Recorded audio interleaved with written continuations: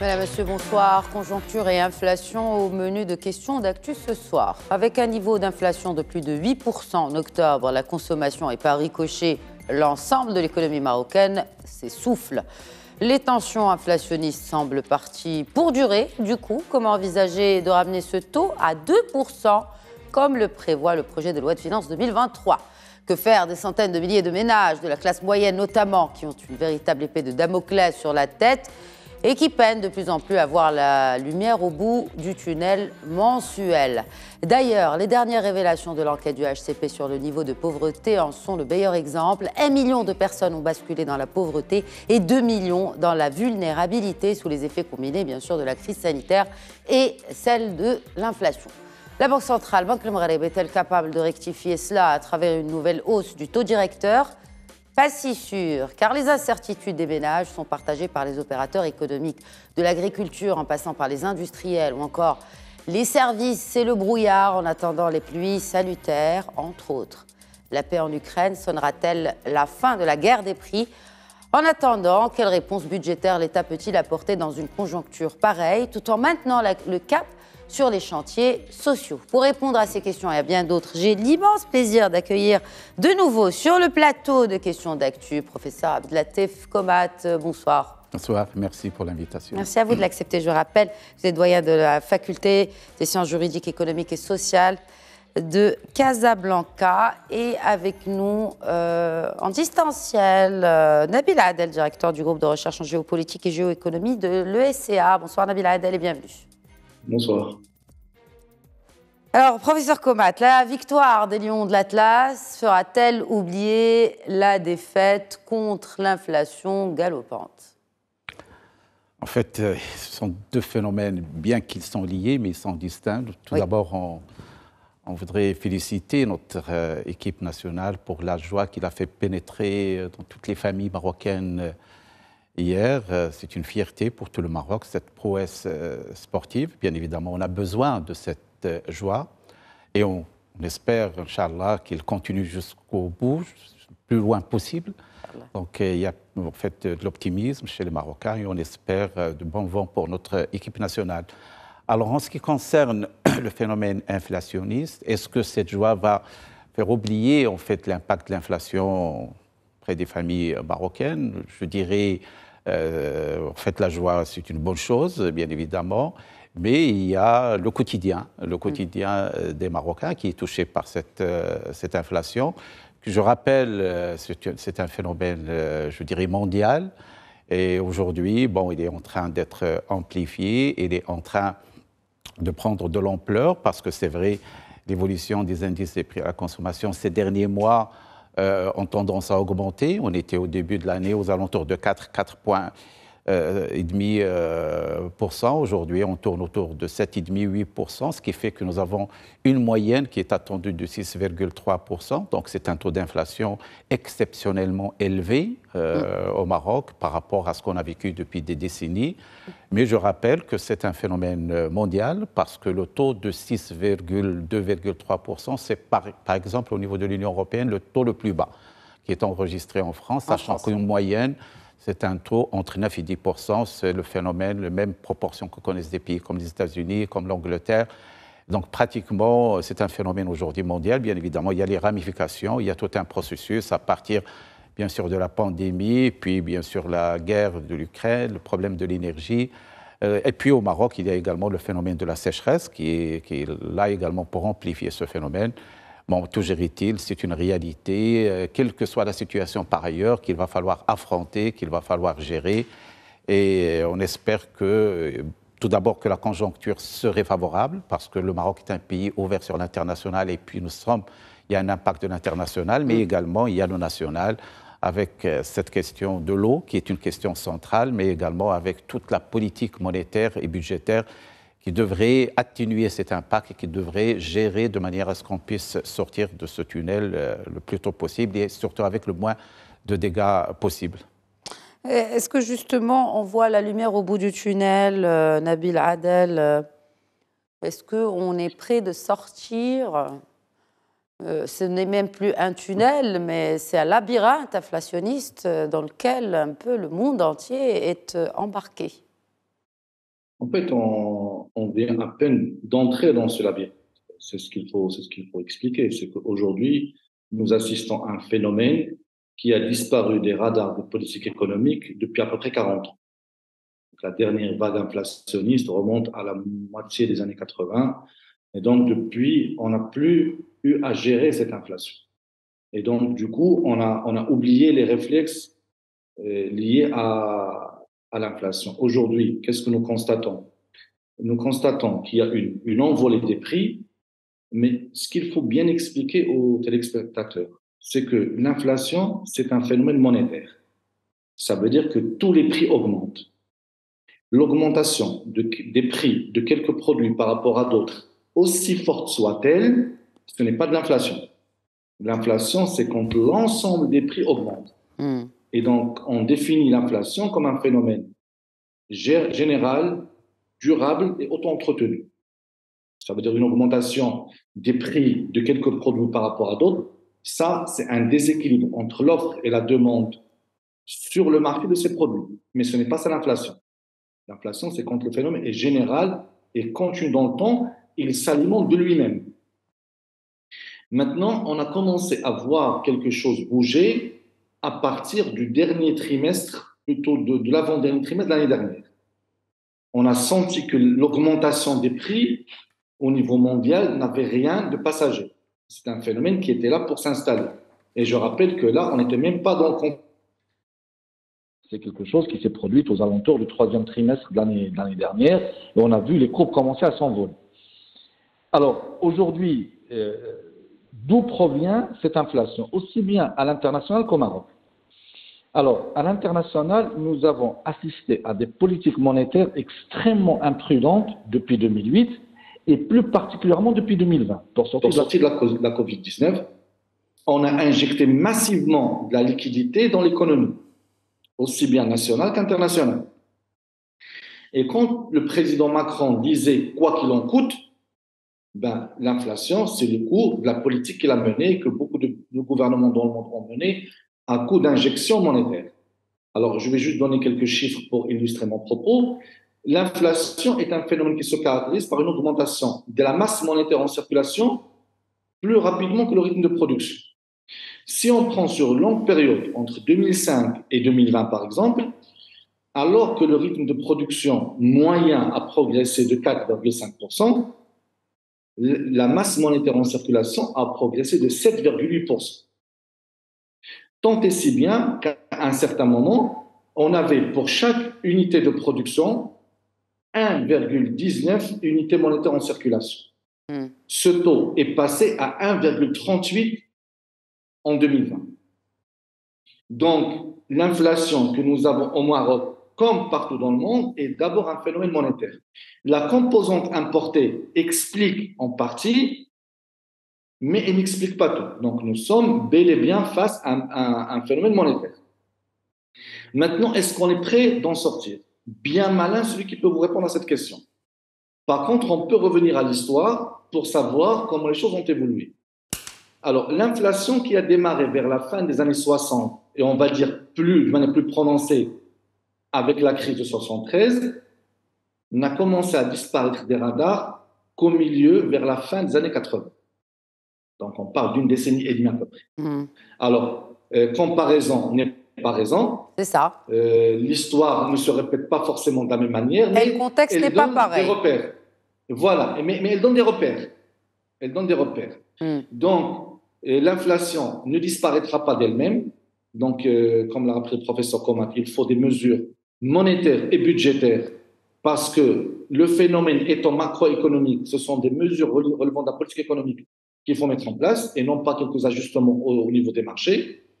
Et donc, aujourd'hui, pour dire est-ce qu'on va sortir du bout du tunnel, la réponse la plus honnête, on n'a aucune idée. Très bien. Aussi trouble que cela paraît, c'est clair. Mais il y a un autre point. Vous avez bien fait de faire la différence entre inflation et indice des prix à la consommation. Alors, justement, cet indice des prix à la consommation, professeur Komat, et depuis quelque temps, certains observateurs appellent à le redéfinir déjà au Maroc. Je rappellerai juste que cet IPC-là est en constante hausse, près d'1,5% rien que pour le mois d'octobre, pour atteindre ces 8%, n'est-ce pas, au 10e mois de l'année. Combien coûte l'inflation dans notre quotidien à travers cet indice des prix à la consommation? Alors, il faut rappeler que l'indice prix à la consommation, en fait, c'est la référence justement pour déterminer le taux d'inflation. Ça, c'est un calcul technique, mais le résultat, je dirais, économique, c'est l'inflation. S'il y a une augmentation, c'est une inflation. S'il y a une baisse, c'est une déflation.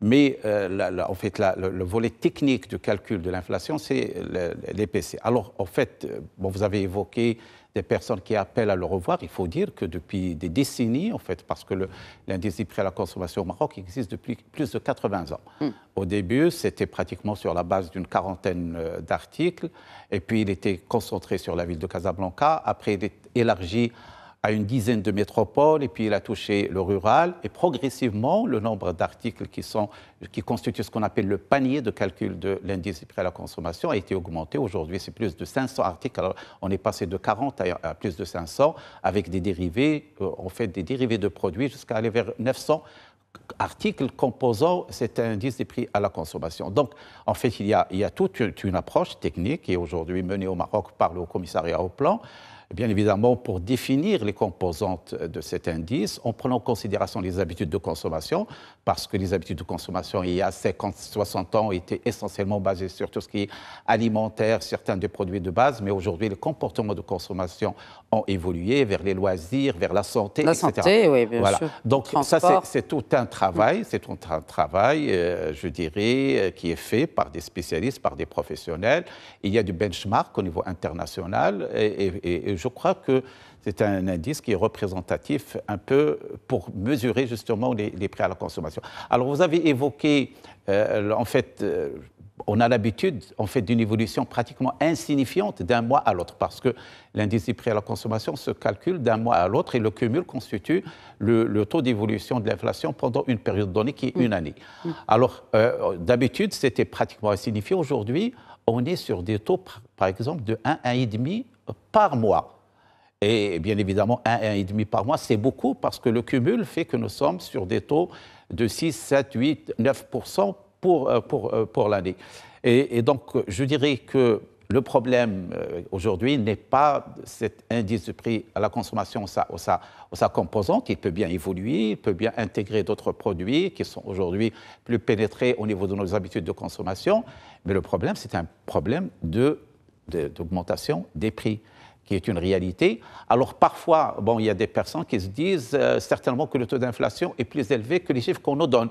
En parlant de 4, 5, 6%, les gens, par exemple, voient le pétrole augmenter de pratiquement 100%. Le prix des œufs, on en parle. Voilà. Ne serait-ce que, c'est quelque chose qui est largement consommé par tous les ménages, toutes ces CSP confondues. Mais je rappelle que ce taux est calculé sur la base de 550 ou 60 articles. Oui. Donc, bien évidemment, ces prix qu'on voit... Alors, peut-être qu'il y a cette question, est-ce que l'alimentaire est aujourd'hui le thermomètre des arbitrages des ménages? Effectivement, en fait, parce qu'au niveau des habitudes de consommation, tout d'abord, il y a des catégories sociales. L'alimentaire, ce sont des produits de base. Autant peut-être les loisirs, d'autres produits ne sont pas consommés d'une manière équilibrée entre les différentes catégories. Mais l'alimentaire, c'est le produit de base. Et donc, bien évidemment, aujourd'hui, nous avons deux sources qui expliquent l'augmentation des prix. Ce sont principalement l'alimentaire. D'ailleurs, si on compare octobre 2022 à octobre 2021, nous sommes à 14%. Donc, si nous avons un taux moyen de taux d'inflation de 6,3, pour l'alimentaire, c'est 14%. 14, oui. Pour le transport, c'est 12%. 12, absolument. Donc, ce sont les produits aujourd'hui qui portent cette inflation vers des taux que nous connaissons, qui sont de 6,5%, parce qu'à l'intérieur, bien évidemment, il y a des composantes qui augmentent beaucoup plus que les autres, et notamment l'alimentaire. Et bien évidemment, c'est l'alimentaire qui est aujourd'hui le miroir, parce que c'est ce qui est consommé par tout le monde. C'est pour ça qu'il y a cette réaction populaire, parce que, bien évidemment, ce sont des produits essentiels, des produits de base qui sont beaucoup plus concernés par cette inflation que peut-être des produits qu'on pourrait qualifier de subsidiaire, de seconde nécessité, bien que tout est nécessaire, mais par exemple, la santé, par exemple, c'est 0,1%. D'accord? Il y a des produits qui n'ont pas pratiquement augmenté, mais il y en a d'autres qui ont beaucoup augmenté. Nous avons cette moyenne qui est quand même élevée de 6,3% pour 2022. Nabil Adel, comment une hausse aussi importante que 12,6% c'est bien sûr la variation, comme l'a rappelé Sikomat à juste titre, des prix des transports, par exemple. Comment celle-ci, en plus de cette hausse de 14% sur les prix des produits alimentaires, comment cela peut-il affecter les achats de biens durables de ces ménages, de ces consommateurs? Alors, c'est l'image qui me vient à l'esprit et que, pour illustrer ce phénomène, avant, vous travailliez un mois et votre salaire vous suffisait. Aujourd'hui, vous travaillez jusqu'au 15 et le salaire ne suffit plus. Et pourtant, vous avez fourni la même quantité de travail. Mais vous n'arrivez plus à vous en sortir. Ben, c'est ça l'impact. Et aujourd'hui, quand on a ce niveau de hausse des prix, la première réaction qui vient à l'esprit, c'est aller demander une augmentation de salaire. Or, vous allez voir l'employeur, il va vous dire, mais votre productivité n'a pas augmenté pour justifier une augmentation de salaire. C'est vrai que le niveau de vie a augmenté, mais moi, je paie une productivité, je ne paie pas un niveau de vie. Alors, si vous mettez un peu de pression, il va vous augmenter, mais il va rapidement courir, répercuter sur le prix de vente, pour ne pas voir ses marges s'éroder. Et c'est là où on parle du phénomène auto-entretenu de l'inflation. Ça veut dire qu'elle va s'alimenter d'elle-même. Et donc, si on rentre dans cette spirale, toute l'augmentation du salaire qui va être donnée d'une main va être reprise de l'autre main par l'augmentation des prix. Oui. Sauf qu'entre-temps, l'indice... C'est un peu le même concept, Nabil Adel, c'est un peu le même concept de ce que je vous disais tout à l'heure, c'est-à-dire injecter de la liquidité dans l'économie. C'est un peu la même chose, cette hausse des salaires ou les aides qui ont été distribuées, que ce soit au Maroc ou en France, à cause, ou en Europe ou aux États-Unis, à cause des effets de la pandémie. C'est un peu la même chose. L'augmentation des salaires, c'est un peu aussi pareil. Donc ça va ramener la même chose, ça va ramener le même résultat. Cette augmentation, exactement, cette augmentation des liquidités injectées dans l'économie a mené à ce résultat. Inflation, ce que nous observons aujourd'hui, c'est que nous avons un rythme de production qui est resté le même, mais la quantité de monnaie en circulation, c'est elle qui a augmenté. Donc, c'est comme si on avait un jour pris de l'argent et l'a distribué à tout le monde. Donc, personne ne deviendra plus riche que l'autre. Par contre, les produits vont devenir plus chers. Et donc, le pouvoir d'achat moyen va s'éroder. Et aujourd'hui, les mesures, il faut prendre, peut-être qu'on va revenir sur ça plus tard, mais les mesures qui vont être prises, c'est de briser. Briser cet élan inflationniste, c'est un peu le serpent qui se mord la queue, dans le sens où, si on injecte plus de liquidités dans l'économie, ça va faire augmenter l'inflation, mais ça ne booste pas la machine économique.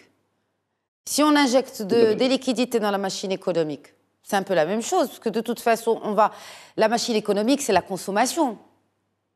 C'est la consommation, la production. Aujourd'hui, ce qu'il faut, c'est l'inverse.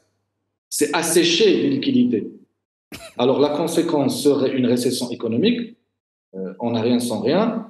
Et personne ne dit que la lutte contre l'inflation se ferait d'une manière pas douloureuse. Non, la lutte contre l'inflation fait toujours mal. C'est la raison pour laquelle on ne comprenait pas, il y a à peine quelques années, 2020, certains économistes disaient on n'a pas suffisamment d'inflation et il faut que le gouvernement fasse des mesures pour augmenter l'inflation. C'est une idée qu'on n'arrivait pas à comprendre. Maintenant que l'inflation est là, pour en venir à bout, le coût est très élevé. Donc le coût est une récession économique.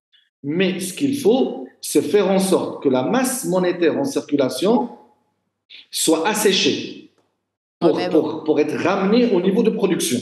Mais ça, c'est le grand problème de l'informel, Nabil Adel. Quand vous parlez d'une économie, comme celle du Maroc, vous connaissez le poids de l'informel dans cette économie et donc du cash en circulation. Comment peut-on envisager de... Oui. ce n'est pas l'informel qui fait la monnaie. C'est la Banque centrale. Oui. C'est l'offre de monnaie, c'est la Banque centrale. Oui, mais la Banque centrale ne peut pas contrôler le cash qui est en circulation non plus. Non, mais elle contrôle son émission. Et c'est ça le plus important. C'est comme disait Milton Friedman, je ne sais pas où se fabrique le chômage, mais je sais où se fabrique l'inflation. Et il a donné l'adresse de la Fédérale Réserve. Donc, c'est l'offre de monnaie qui doit être maîtrisée à ce stade-là, indépendamment de l'informel. D'accord. Donc, ce que vous dites, c'est que Banque al-Maghreb, contrairement à ce que défend son wali, Abdel Latif Jouari, c'est qu'on imprime trop de monnaie chez nous? En tout cas, le rythme de la masse monétaire a progressé plus rapidement que le rythme de production, et ça, ce sont les statistiques du ministère des Finances. Depuis 2005 jusqu'à 2020, quand on sort les statistiques, on voit une augmentation de la masse monétaire beaucoup plus rapide que celle du rythme de production. D'accord. Je fais réagir notre économiste et doyen de la faculté des sciences juridiques, économiques et sociales, c'est Abdel Latif Komat, par rapport à cette question monétaire. Est-ce qu'on est dans la politique de la planche à billets? Bon, à échelle différente. En fait, moi, je ne crois pas que la source de l'inflation, bon, ça peut toujours être une participation insignifiante, mais ce n'est pas, je dirais, contrairement comme l'a dit Saadil tout à l'heure, à ce qui s'est passé dans des pays européens, notamment aux États-Unis. Il faut dire que le phénomène inflationniste a commencé dans ces pays avant le Maroc.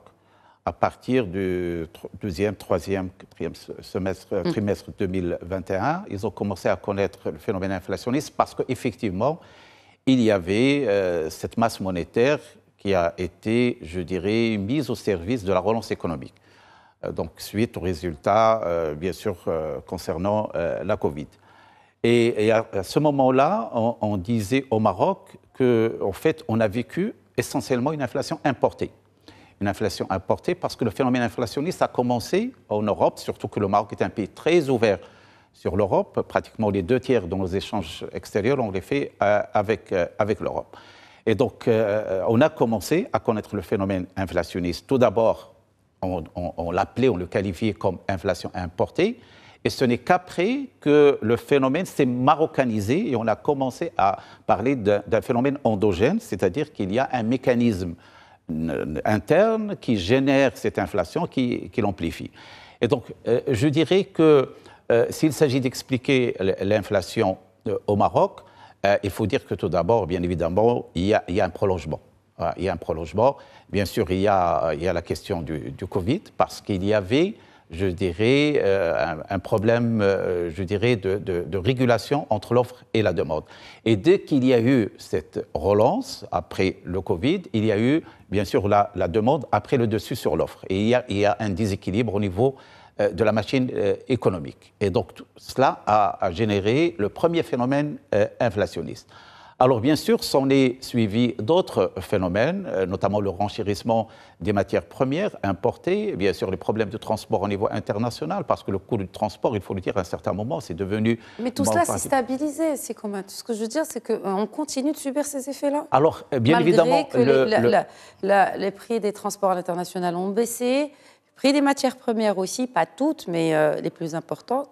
Mais on continue de subir Alors, le phénomène inflationniste, c'est un phénomène qu'on ne peut pas, en fait, circonstancier par rapport à une conjoncture à une date déterminée. Pour dire qu'aujourd'hui, ça y est, les prix se sont stabilisés. Tout de suite après, on va arrêter l'inflation. L'inflation, c'est un phénomène qui, en fait, Saadil l'a dit tout à l'heure, il s'auto-entretient. Il y a le phénomène psychologique, il y a, vous savez que même parfois... Spéculatif également, parce que nous sommes dans un contexte qui est favorable à l'inflation. Aujourd'hui, même des commerçants qui peut-être n'ont pas vu leurs matières premières ou leurs produits, les prix augmenter, se sont permis justement d'augmenter les prix parce que nous sommes dans une ère où l'inflation, aujourd'hui, je dirais, elle est tolérée, elle est acceptée, c'est un phénomène partagé. Ils se disent que nous-mêmes, nous souffrons de l'augmentation des prix des autres produits, donc on va également augmenter nos produits. Et donc c'est un phénomène très complexe qui n'est pas, je dirais, exclusivement mécanique. C'est un problème dans lequel intègre des phénomènes culturels, sociologiques, comportementaux, et ce qui fait que sa maîtrise, elle est difficile. S'il s'agit que d'une équation mécanico-technique, ça aurait été facile de la maîtriser. Mais l'inflation, en fait, c'est un phénomène qui n'a jamais été maîtrisé. On connaît son début, mais on ne connaît pas sa fin. Et aujourd'hui, justement, on se pose la question par rapport à ce taux qui est prévu. Bon, il y a Banque El Maghreb qui parle de 2,4, mais le gouvernement, au niveau de la loi de finances, ne prévoit que 2%. Alors 2%, alors que...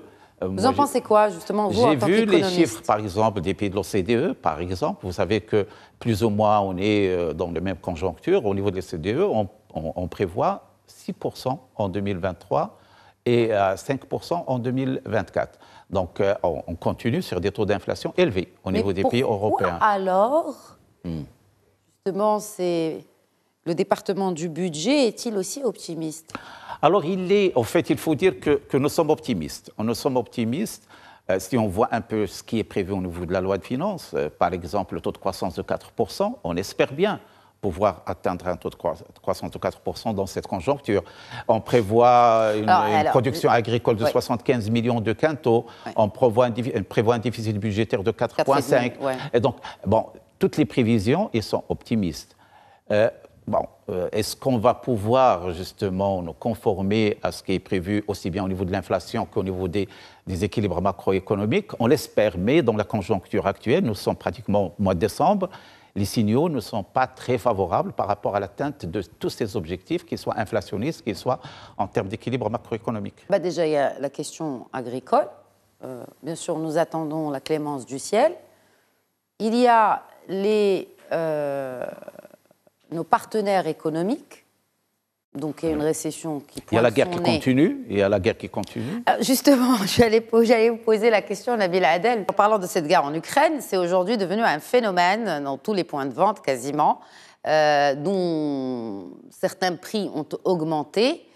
Et cette nouvelle donne de la guerre en Ukraine fait que les commerçants se cachent parfois derrière cette guerre en Ukraine pour justifier la hausse des prix de certains produits.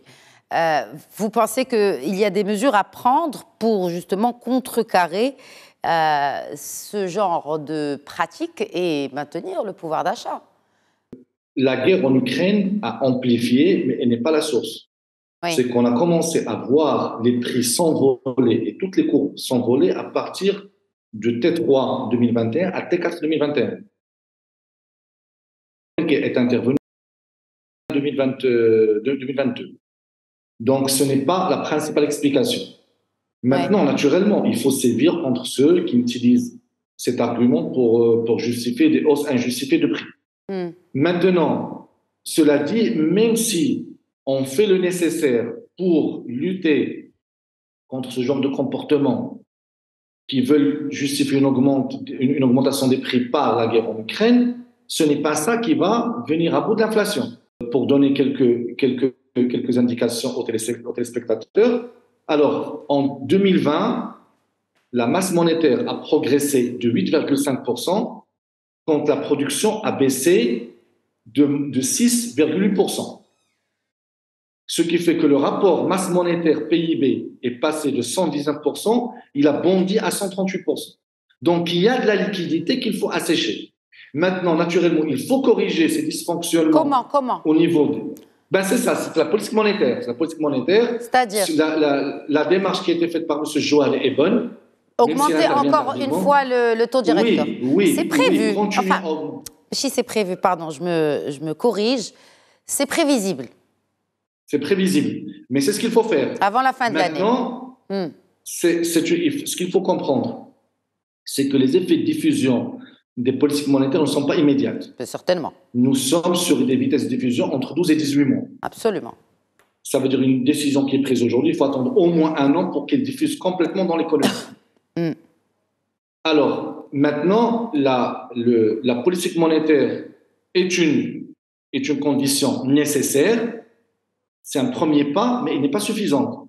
Si le gouvernement n'accompagne pas par une politique budgétaire qui limite le déficit budgétaire par une limitation des dépenses publiques, on va accélérer l'inflation. Je rappelle que le déficit budgétaire... Qu'est-ce que vous entendez par dépenses publiques, Nabil Adel?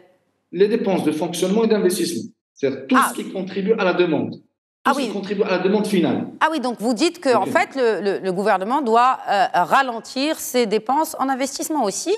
Il doit mettre de l'ordre. Il doit mettre de l'ordre et prioriser. Et réduire. Oui, mais c'est la question éternelle de dépenses, recettes et voir comment une meilleure structuration des dépenses de l'État. Oui, sauf qu'avant, on pouvait avoir le luxe de ce débat, on n'avait pas le monstre d'inflation. Aujourd'hui, on ne peut plus se le permettre. Et quand on nous dit que nous prévoyons une inflation à 2%, le moins qu'on puisse dire, c'est que ce sont des prévisions qui ne sont pas très sérieuses. Parce que quand on est à presque 10 en novembre, donc on s'approche d'inflation galopante, et on n'a pas encore les chiffres officiels, Nabil Adel. On n'a pas encore les chiffres officiels, mais en effet, si on continue sur le trend de hausse entre 0,5 et 1,5%, en effet, on peut atteindre les 10% en fin novembre. Mettons que ça se stabilise à 8%. Je ne vois pas par quel miracle on passera de 8% à 2% en quelques mois. Ben, oui. Donc, il y a eu la mauvaise surprise de la guerre en Ukraine, cela dit. Le PLF, il était complètement différent des prévisions du PLF qui a été établi, rappelons-le, par le gouvernement sortant, mais adopté quand même par l'actuel, parce que les élections étaient rapprochées par rapport à son dépôt au Parlement. Mais toutefois, on s'en est bien sorti. On s'en est sorti, même si les prévisions étaient très, très, très loin de la réalité, à cause notamment de cette guerre en Ukraine. Je ne sais pas qu'est-ce qu'on appelle, on s'en est bien sorti, mais moi, il n'y a pas eu de réel, il n'y a pas eu une grosse sortie à l'international sur les marchés de la dette. Il n'y a pas eu non plus un grand déphasage des agrégats macroéconomiques. Enfin, je veux dire. Les agrégats macroéconomiques, l'inflation en fait partie. Oui. Et aujourd'hui, mais encore une fois, c'est international. Oui, mais je sais, mais ce qui m'intéresse, c'est mon pays. Oui, mais votre pays est ouvert, comme l'a rappelé Sekomata, Nabil. Oui. Je ne vois pas de plan d'urgence de la part du gouvernement pour venir à bout de ce phénomène. Pas dans le PLF. Pas dans le PLF, je ne le vois pas. Parce qu'un PLF de lutte contre l'inflation, c'est un PLF de rigueur, pour ne pas dire d'austérité. Sinon, l'inflation échappe. Et quand elle échappe à tout contrôle, on mettra beaucoup plus d'années à la calmer que si on prend le phénomène dès le début. Ça veut dire que si on avait pris des mesures quand l'inflation était à 4 ou 5%, ce n'est pas comme prendre des mesures quand on est à 8 ou à 10%. Okay. Ce n'est pas la même chose quand on est à 15 ou 20%. C'est sûr.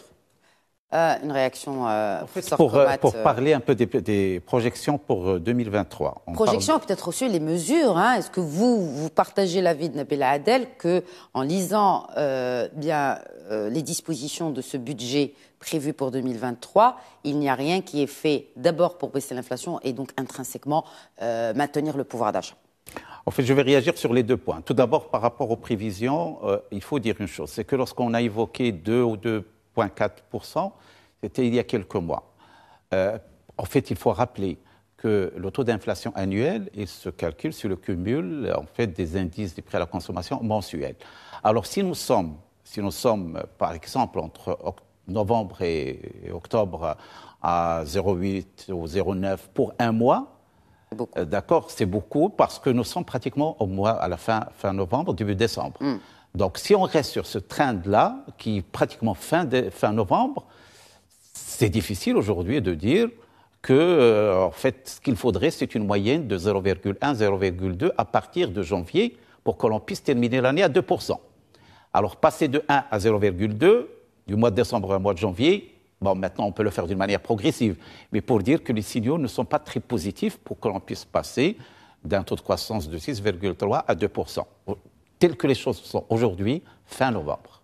D'accord ? Donc déjà, par rapport à cette prévision-là, c'est difficile.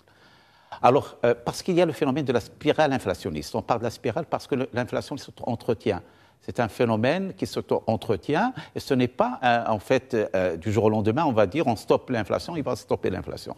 C'est le si phénomène... on décide de la stopper, juste pour revenir à ce PLF, si on décide de la stopper dans les prévisions, donc dans un peu l'inconscient collectif, ça veut dire qu'on n'est pas obligé de prendre des mesures pour maintenir et soutenir davantage le pouvoir d'achat. Effectivement, en fait, c'est un mécanisme très, très complexe, très complexe. Alors, je reviens à la deuxième question pour justement répondre à ce volet-là par rapport à ce qu'a dit Adel en termes de mesures. Le phénomène, il est complexe. Lorsqu'on évoque, par exemple, bon, il y a c'est vrai, l'autodirecteur de Banque El Maghreb augmenté de 1,5 à 2%. Est-ce qu'aujourd'hui, par exemple, l'augmentons à 2,5, bon, qui est peut-être probable, est-ce que cela est en mesure d'avoir un impact significatif sur le taux d'inflation? Je dirais peut-être un peu, tout d'abord parce que l'économie, bon, vous avez évoqué l'informel, et il y a le problème de la bancarisation de notre économie, parce que là on parle des taux de directeurs, c'est-à-dire c'est la relation entre Banque El Maghreb et les banques commerciales et les opérateurs économiques. Est-ce qu'aujourd'hui toute l'économie se finance d'une manière officielle à travers le système bancaire? Ce n'est pas le cas. Donc une partie, je dirais, qui ne constitue pas l'essentiel du financement de notre appareil économique pour que l'impact du taux directeur augmenté de 0,5 va avoir vraiment un... Donc ça, c'est l'apport monétaire. Et déjà, par rapport à l'apport monétaire, il faut le voir sur d'autres fronts. Parce que la question de l'inflation, on en parle beaucoup sur un plan social. Parce que c'est le pouvoir d'achat. Mais c'est un phénomène essentiellement économique, avec bien sûr un impact sur le social, mais il reste le moteur de la dynamique économique. Lorsqu'on évoque, par exemple, ça a été dit, en fait, parmi les choses qui, à un certain moment, freinaient l'augmentation du taux directeur, c'est qu'on a besoin de financer notre croissance. Et autant on augmente le taux directeur et les taux d'intérêt, autant les opérateurs économiques auront du mal à se financer. Ben oui. Et donc, bien évidemment, il y a la question, par exemple, de l'investissement public. Adel a évoqué peut-être le fait que l'État devrait baisser. Bon, c'est vrai, on le sait, on est très ambitieux. Aujourd'hui, on prévoit 300 milliards de dirhams d'investissement public. Est-ce qu'on a la capacité de le faire? Est-ce qu'on a fait le bilan des 234 milliards annoncés pour 2022? Le bilan, il est mitigé sur deux plans. Tout d'abord, est-ce qu'on a utilisé, parce que l'investissement public, il est prévu, mais il n'est pas totalement consommé, ça on le sait, on fonctionne avec une proportion des 2/3, c'est la moyenne en termes d'utilisation des budgets publics. Et puis il y a la question fondamentale, c'est le rendement de l'investissement public, qui reste également une question principale. Alors bien évidemment, s'il s'agit de réduire l'investissement public, ça a un impact également sur la dynamique économique. En termes de grands chantiers, il faut dire qu'aujourd'hui c'est l'État, en attendant que, en fait, Sa Majesté a appelé renverser la barre pour qu'il y ait 2/3 d'investissement privé, 1/3 du public. On n'est pas encore là. Aujourd'hui, c'est l'État qui porte l'investissement au niveau de notre pays. Lorsqu'on évoque l'investissement, c'est bien évidemment parachever l'effort sur un plan infrastructurel, mais surtout développer des secteurs moteurs sur le plan social, notamment l'éducation. On connaît toute la question de l'éducation. Aujourd'hui, la question de la santé, on est en train de mettre en place la couverture sociale. Est-ce qu'aujourd'hui, en réduisant l'investissement public, bien évidemment, peut-être va avoir un impact sur l'inflation parce qu'on va réduire la masse monétaire, mais est-ce que ce n'est pas au détriment de la création d'emplois? Est-ce que ce n'est pas au détriment de la commande publique qui aujourd'hui génère une activité économique et puis des secteurs qui sont porteurs de développement, tant qu'on le veut, un développement intégré global? Donc vous ne partagez pas l'idée de Nabila Adel de baisser un peu? Ce n'est pas une question d'idée, ce sont des questions de choix. Et c'est une question de complexité. Nous ne sommes pas devant un phénomène technico-mécanique. Nous sommes dans un phénomène qui a plusieurs dimensions. Il y a un phénomène qui est celui de la cherté de la vie. Est-ce qu'il y a des mesures à prendre concrètement pour améliorer ce pouvoir d'achat? Je le disais en introduction, il y a des centaines de milliers de familles qui basculent dans la pauvreté. Et ça, ce sont des chiffres qui le disent. Alors, il faut dire une chose, c'est que ce qu'on donne, c'est le taux d'inflation, ou je dirais qu'on appelle le taux d'inflation usuel, mais il y a ce qu'on appelle le taux d'inflation sous-jacent. Sous-jacent, c'est quoi? C'est-à-dire, on en déduit les produits soutenus par l'État et produit dont les prix sont volatiles, c'est-à-dire ils augmentent aujourd'hui, ils baissent demain. C'est une augmentation, c'est Adil tout à l'heure, c'est dans la durabilité, c'est sur l'année. Alors, bien évidemment, l'État déjà, il fait beaucoup d'efforts parce que si aujourd'hui on n'a pas cette caisse de compensation aujourd'hui qui arrive à 40 milliards de dirhams et qui soutient les produits de première nécessité, et je rappelle qu'il y a des mesures en parallèle qui ont pris beaucoup d'ampleur, notamment le soutien aux transporteurs. Supposons que ces 4 milliards de dirhams qui sont déployés à ce jour pour soutenir le transport public, certainement on aurait eu des prix du transport qui est déjà à 12%, et serait peut-être au double ou au triple. Et donc, bien, on connaît l'impact du transport sur les autres composantes de l'économie, parce que si le transport augmente, tout augmente. Et donc déjà, l'État fait un effort énorme à travers la compensation. On a 16 milliards dans la loi de finances et on dépense 40 milliards de dirhams. Donc déjà 24 milliards de plus. C'est pour ça que je disais tout à l'heure que malgré les prévisions contenues dans la loi de finances 2022, on a dépassé de très loin et pour le moment, tout va bien. Tout va bien parce que l'État a gagné dans un autre côté, au niveau de la fiscalité, parce qu'aujourd'hui, l'augmentation du prix du pétrole, il y a une taxe qui est proportionnelle à cette augmentation et l'État, aujourd'hui, les chiffres, ils sont là.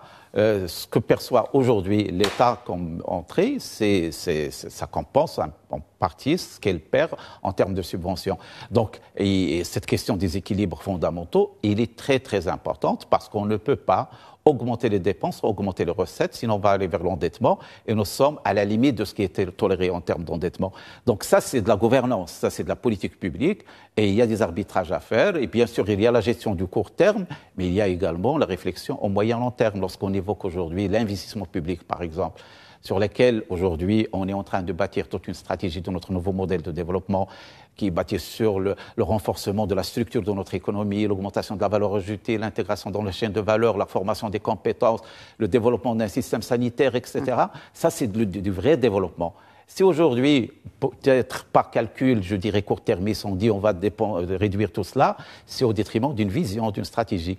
Et en fait, qu'il est aujourd'hui, l'intelligence, c'est d'essayer d'équilibrer les contraintes court-termistes avec les objectifs à moyen long terme. Ce n'est pas évident. C'est pour ça que je dis tout à l'heure, ce ne sont pas des phénomènes technico-mécaniques, ce sont des phénomènes de stratégie, de politique publique, dans lesquels il faudrait qu'il y ait un véritable arbitrage et une certaine hiérarchisation des priorités.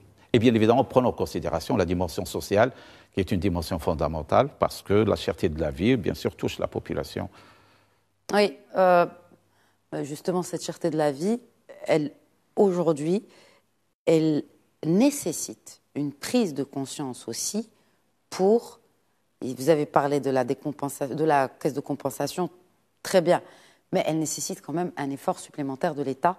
Est-ce que vous pensez, Nabila Adel, qu'on ressent cette double vision de l'exécutif entre gérer les urgences du moment, à savoir la hausse des matières premières, la rareté même de certaines matières premières. On l'a vécu avec le début de la guerre en Ukraine et cette question des céréales.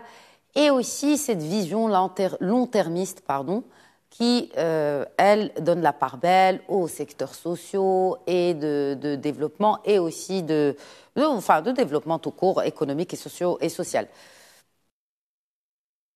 Je pense que le rôle de l'économiste, et c'est important qu'on le rappelle, comme disait Raymond Barre, nous, on n'est pas des responsables publics. Donc, ce n'est pas nous qui nous présentons devant les électeurs pour présenter un programme. Mais notre rôle, c'est de dire est-ce que les programmes ont une cohérence économique ou pas. Je donne un exemple. Quand un médecin vous dit il faut vous arrêter pendant 15 jours de travailler, sinon c'est l'infarctus. Et que vous dites mais moi je peux pas m'arrêter parce que c'est moi qui nourris la famille. C'est à vous de choisir. Mais lui, il vous dit si vous continuez comme ça, voilà ce qui va vous arriver. Maintenant, lui, il ne prend pas en considération les contraintes qui sont les vôtres. Maintenant, en économie, nous sommes dans une configuration qui est presque similaire. Aujourd'hui, on a un problème d'inflation. Et l'objectif doit converger vers la lutte contre l'inflation. On peut y ajouter d'autres objectifs. Mais qu'est-ce qu'on fait? On retarde la sortie du phénomène. Et donc, ça va être retardé à du concurrence. Aujourd'hui, si on veut sortir du phénomène ou de ce problème, il faut prendre des mesures qui peuvent faire mal à court terme pour préserver justement ce long terme. Mais si l'inflation dépasse le point de non-retour, tout est avalé. Alors maintenant, si je prends l'exemple concret de la caisse de compensation, voilà une très mauvaise idée.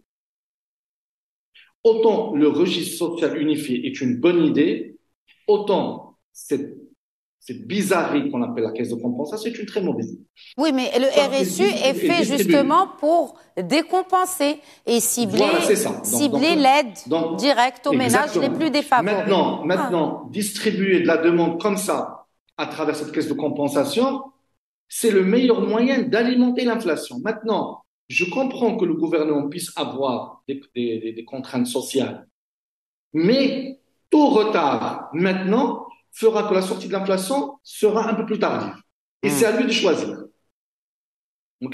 Donc, aujourd'hui, quand on nous dit, nous sommes sur un taux de croissance de 4% pour 2023 et on prévoit dans ces conditions un déficit budgétaire de 4,5%, la dimension croissance ne dépend pas de la politique budgétaire ou de la politique économique du gouvernement. Elle dépend en grande partie des aléas du ciel. On a une bonne campagne agricole, on va faire une bonne année. On a une mauvaise campagne agricole, on va faire une mauvaise année économique.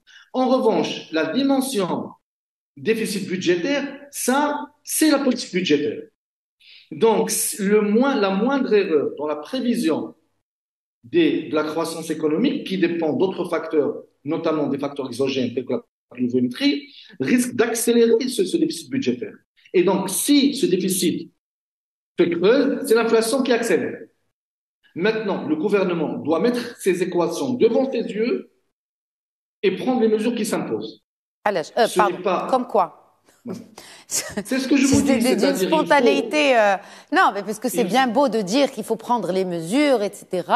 Et effectivement, nous ne sommes pas ici pour critiquer gratuitement ce que fait le gouvernement comme effort, mais c'est bien aussi de donner l'alternative. Ce que vous dites, en fait, Nabila Adel, oui.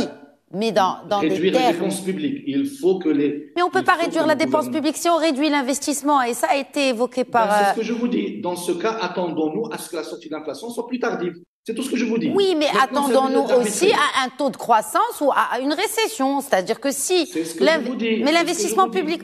C'est ce que je vous dis. Le gouvernement doit choisir. Mais c'est contradictoire, Nabila Adel. Parce que la question que vous me posez, qu'est-ce qu'il faut faire pour sortir de l'inflation? Je vous dis ce qu'il faut faire pour sortir de l'inflation. Naturellement, il y aura des effets secondaires qui sont la récession. Je l'ai dit tout à l'heure. Maintenant, c'est au gouvernement de trancher.